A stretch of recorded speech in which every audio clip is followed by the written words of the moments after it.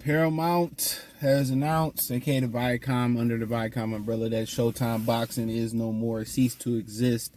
They also got rid of Bellator. Shout out to some media. I seen him say they got rid of Bellator first yesterday. I said that on the live stream. So, can we get an encore? Can you one more? Nope, no encore. It's over with. Will be no more regular Showtime boxing. Only pay-per-views from here out. I think Andrade Benavidez, and it's rumored December 9th.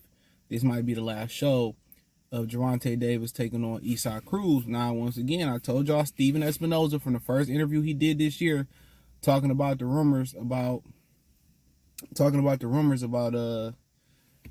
they only got extended for one more year and said they're here for the short term. Y'all was saying, oh, Showtime here, boxing here to stay. Y'all said it was going out of business. Y'all didn't listen to what Espinoza said. Shout the Lion Killer podcast. Check his channel out. He was saying that's exactly what that meant, that they weren't going to be around too much longer. But when he said that they were just going to be here for the short term, I'm paraphrasing. That's what he said in the interview. And guess what? Less than a year later, because they didn't even make it from, I think it was, he did around January, February, March, he did the interview. Less than a year later, they gone. So you might have Tank Eastside the Cruz too. Might be the last telecast for Showtime boxing. Apparently they laid off Steven Espinoza. There was some rumors about how he finessed, and I'm just choose my words wisely, how he finessed Showtime out of some bread. You know what I'm saying? How he helped Al Heyman finesse Showtime out of a bunch of money. How allegedly there were rumors, and I say allegedly and rumors, was going around that they basically was charging Showtime like 2 times, allegedly. So there were some rumors going around how, they were, misusing funds. And they was able to do that because Mayweather fought. He brought so much money in. Basically, I keep telling y'all this what it was. Mayweather was the reason why PBC kept getting deals with Showtime. Without Mayweather, they wouldn't have had a deal with Showtime. That's just what it was. Without Mayweather, Al Heyman wouldn't be as powerful as he is. You got to remember, word on the street is, the rumor is Mayweather don't own any of the PBC fighters. He don't have any ownership in the PBC fighters. And Al Heyman basically need him to get the deal. And you notice Floyd Mayweather started fighting on the Zone, started fighting on Zeus. He cut Al and Leonard Ellaby out and started directly getting that money. What 50 Cent told him to do years ago. So without Mayweather coming back to fight, Showtime didn't see any value in PBC. It was no more money left. They weren't turning a profit. They probably was losing or barely breaking even, just putting on their fights. So they needed Mayweather. They wanted Mayweather to come back, fight Khabib, McGregor 2, or Manny Pacquiao. And Mayweather didn't want to, I think Conor McGregor wasn't available because he's still attached to Dana White. And Dana White allegedly took a nice chunk of the Mayweather money. Khabib wasn't available. I don't know what Khabib, he wasn't available. I don't know what happened then. Mayweather just refused to rematch Manny Pacquiao. So, so Mayweather wasn't coming back to fight. So with Mayweather without coming back to fight, it was no money. It was no point of putting more resources into PBC boxing. Mayweather couldn't keep coming back and damn near his 50s come back fighting and injecting money into the company. So, and he got tired of allegedly waiting on his checks for 10, 20 years and tired of getting Cash App and Al Heyman holding on to his checks. He got tired of that. You got to remember, Showtime got tired of putting on Jamal Charlo fights. They got tired of putting on Deontay Wilder fights. Deontay Wilder allegedly was getting a minimum $20 million just to fight on regular Showtime or pay-per-view for a while. So as much as they was paying for the product wasn't flipping a profit. Same thing with Fox. As much as they paying for the product, it wasn't flipping a profit. It wasn't bringing TV ratings. And like I said, there were strong rumors allegedly that Espinoza was helping finesse them out of money with Al Heyman. It was rumored that they was getting double pay for the fighters and probably pocketing allegedly some of the money. That was just rumors. Right? So he had to go too. He got demoted, then he got fired. Now, chances is, if they go over to Amazon, Mike Coppers was reporting they are in talks with Amazon Prime and the Zone, they might probably try to get a deal with both. You know what I'm saying? And Andre Berto, we did a short yesterday talking about how Andre Berto said Al Heyman's a bad man. So apparently he probably trying to go over to the Zone and Amazon Prime. And, there they have an outlet for their fighters. So now they have 2 platforms to produce on. And then that probably makes sense why they want to do Canelo and Munguia next September. So now it's starting to make sense. So even though Canelo excuse me, even though they, Eddie Hearn in the Matchroom and Oscar De La Hoya Golden Boy on his own together, they still don't make fights together just because they on the same platform. It don't mean they're gonna force them to do fights together, which they should.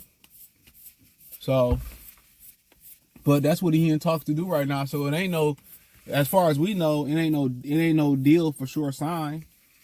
But beauty shop conversation. Only time y'all ball in the is in the barber chair, bald heads. Bald head shot conversation. Shout out to Joel Santana on the Baller remix. You know what I'm saying?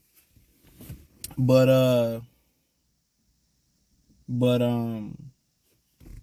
yeah. So they probably can do both. I think they probably trying to get a deal with both. They got so many fighters. Do an outlet hurt the Amazon Prime deal. They was going to take a financial pay cut from Showtime, and rightfully so. There's no value in there. Now, if they go over to Amazon Prime, are they going to bring, all the commentators and Espinoza over? I probably believe they probably bring Espinoza over, and Amazon Prime probably got an idea who they want to commentate, who they don't. So Espinoza probably go over to Amazon Prime and get a position, but rightfully so. He was a lying piece of shit. Lied to a couple people I know. He was always lying to the fans. But a bullshitter can't finesse a bullshitter. All that shit that he was saying, just me being in the streets and being from the streets, I knew it was bullshit. A lot of y'all don't even know when somebody hustling words. And, like y'all didn't know Jamel Charlo knew he wasn't going to win before he stepped into the ring, way before that. Y'all don't pick up on stuff. That's one thing I learned being in the streets, learning how to pick up on stuff, learning body language, learning just different things, when to get out of here, when not to stick around, when to move.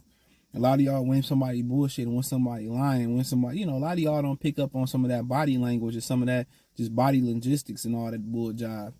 I pick up on it.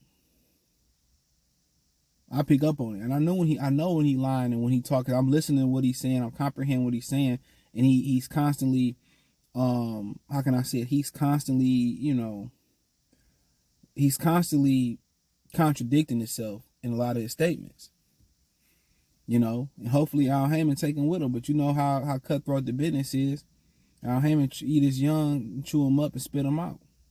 But he got a degree and he'll figure it out. But everybody's saying the same thing about you, bro. And they from all different walks of life, and they from all different sports. Dana White, Conor McGregor. A lot of people that I know that said he was gonna come through. Like I said, Pete. One of my homeboys, he pointed that out this weekend. He said that the production is terrible. It is terrible. Dana White wasn't saying nothing that wasn't new. The production was terrible. The product was terrible. Stuff that was on pay-per-view was lucky to be a main event for HBO Boxing After Dark. And after 37 years, 3 years short of what HBO did, they was gone. This wasn't no mystery. People saying, they going to HBO. No, they not going backwards. NBC wasn't messing with them. They fucked over NBC already. They messed over Viacom. So you understand, Paramount, Viacom is the parent company. So BET, MTV, VH1, CBS Sports, Showtime, the Paramount app, all that's MTV, BET Jams, all that's Viacom. All that's Viacom. They already had ESPN. They, Spike, or now it's Paramount Movies, whatever. They already was on ESPN. They already was on NBC Sports. That's Peacock. That's gone. They was already on Fox. That's gone. Fox Sports. That's gone. They done fucked over every major company. Was they gonna go on USA Today or Sci-Fi TV or Turner Networks, TBS, TNT? They probably wasn't even, they was good. They probably good with AWE, hockey. They good with what they got. NBA. I told y'all NBC was daytime with Ben Salon's boxer, but the NBC really gunning for the NBA when that TV deal up.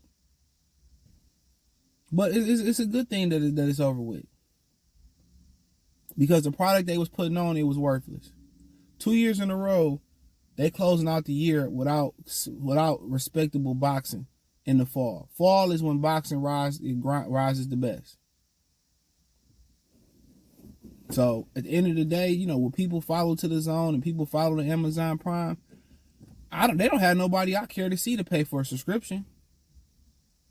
And pay-per-view is still gonna be in there. They're not gonna reset the pay scale or nothing like that. It's still gonna be the same thing going over there bullshit ass matchups. And I pointed this out yesterday. If you missed the live I did Monday, I pointed this out Monday. The 3 big pay-per-views they delivered was all trash. They were non-competitive fights. Tank and Ryan Garcia wasn't competitive. Earl Spence and Terrence Crawford wasn't competitive. Jermell Charlo and Canelo wasn't competitive. And I think the numbers spoke for themselves. And there was no clamoring for a rematch. There was no praise after the fight. You know, nobody wanted to see it again or said it was an instant classic. And I think that was the final nail in the coffin. The biggest nail in the coffin that pinned the tail on the donkey or pinned the tail to the door was Mayweather refusing to come back and save Al Heyman. You know, that's what the biggest one. And the other nail in the coffin was simply those pay-per-views were utter trash and there was no public demand for them. So, I mean, it is what it is. Great news. I think it is. Can't stand PBC. They don't respect the consumer. Everything that's semi-respectable, they put on pay-per-view. Anything that's supposed to be pretty good, they raise the price up to $90. And then when you pay your $90, you waste your time. You pay cover fee to go to the movies, pay cover fee to go to the bar. None of these fights lived up to the expectations. It's like having a good looking car. You like, oh, this look brand new, but you start driving it and it's a lemon. So it is what it is. Shout out to Bleacher Report. Shout out to Michael Benson. You know, Espinoza put a statement out and, oh, there's still value, man. Get kick rock, ho. Kick rock. Thumbs up the video, share the video, subscribe to the channel. The subscribe button is the bell icon button. Hit all notifications, increase your chance, get notifications. We go live or drop video. Financially, want to support the channel. Cash App, $CJ Good 313. Venmo, CJ Good 313. PayPal link description. Hit the link tree. Find me on Twitter, Instagram, Spotify, Anchor, Cash App, Venmo, PayPal, TikTok. Check out my new channel, Free Game 89, FR33 Game 89.